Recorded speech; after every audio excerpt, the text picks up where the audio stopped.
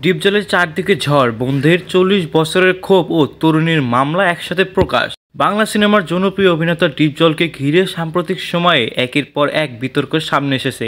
কয়েক মাস ধরে তিনি আলোচনার কেন্দ্রবিন্দুতে রয়েছেন দুটি বড় কারণ নিয়ে: পরিবারের বিরোধ এবং এক নারী ভক্তের মামলায়। ডিপজলের ৩ বোন সম্প্রতি প্রকাশ্য অভিযোগ করেন যে তাদের পৈতৃক সম্পত্তির ন্যায্য অংশ দিতে চান না ডিপজল। উল্টো দাবি করেন বিরোধ তুলতেই নাকি ডিপজল তাদের ভয় ভীতি দেখান, এমনকি মারার হুমকিও দিয়েছেন।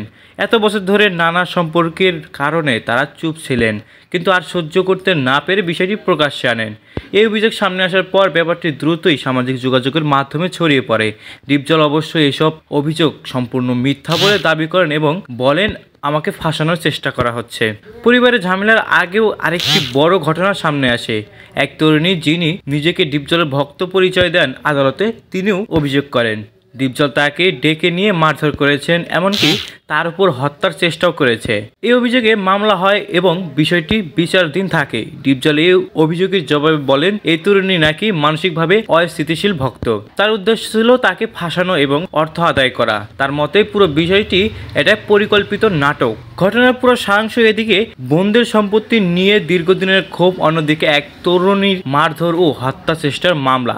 দুই দিক থেকে ডিপজল ঘিরে বিতর্কের তৈরি হয়েছে। তবে ডিপজল সব অভিযোগ অস্বীকার করেছেন বলে তাকে ইচ্ছাকৃত টার্গেট করা হচ্ছে। এখন সব মামলা আদালতের তদন্তে চলছে। সো ভিউয়ার্স, এই বিষয়গুলোকে আপনি কিভাবে দেখছেন তা জানিয়ে কমেন্ট করতে পারেন আমাদের কমেন্ট বক্সে।